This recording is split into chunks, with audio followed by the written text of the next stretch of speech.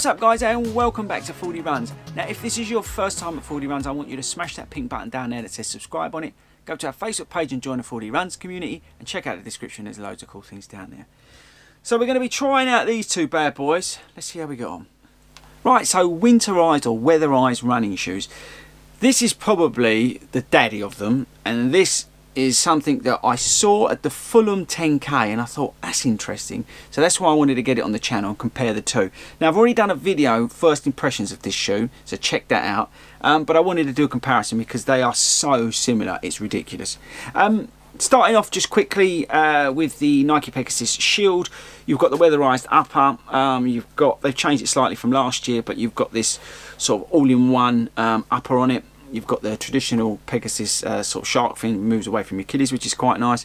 You've got the Nike Zoom midsole, plenty of traction with the wet traction rubber on the outsole, which is fantastic by the way. And you've got plenty of reflective elements on it. I've run this shoe through loads of conditions now and my feet have stayed relatively dry. They do get a little bit warmer as you'd expect because the amount of sort of weatherized stuff on the upper, but that's totally fine, particularly now we're getting into winter. But yeah, overall this shoe is doing a great job. I was concerned when I first got the shoe, I found them very narrow across here.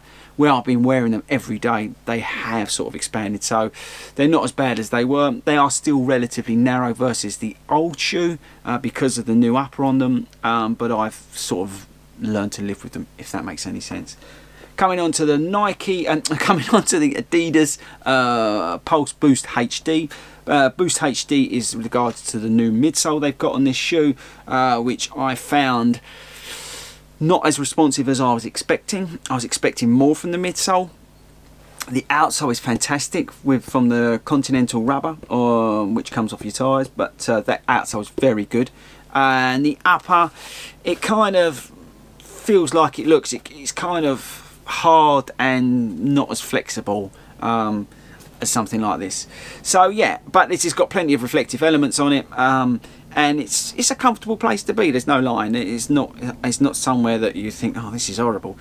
It's okay shoe. But comparing the two, and this is where we go, this shoe feels a lot heavier than this shoe. Now I'll put it up somewhere exactly the weights in comparison, but this shoe feels a lot heavier than this shoe, and I noticed it on longer distances. Now I have only been doing 10k's in this shoe, and I've noticed that this is a lot heavier. You just notice that you're wearing this versus this. The midsole, the zoom in the midsole on this shoe is definitely better than this Boost HD.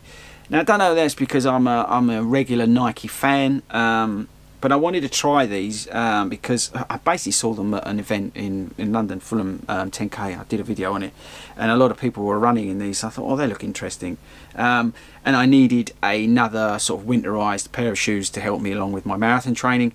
But I'm kind of underwhelmed by them. This is really annoying. You know, the Nike one's great, but look.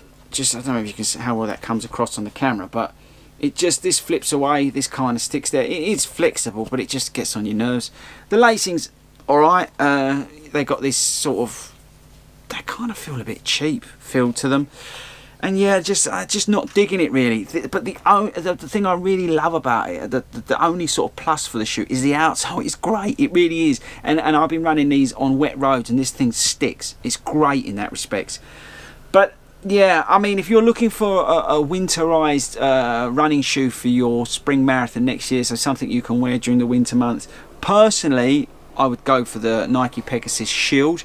There's other Nike winter running shoes, check my video out, I did that, but I'd probably stay away from this. This feels a little bit heavier than it needs to be, and yeah, I'm a bit disappointed with it, I've got to be honest.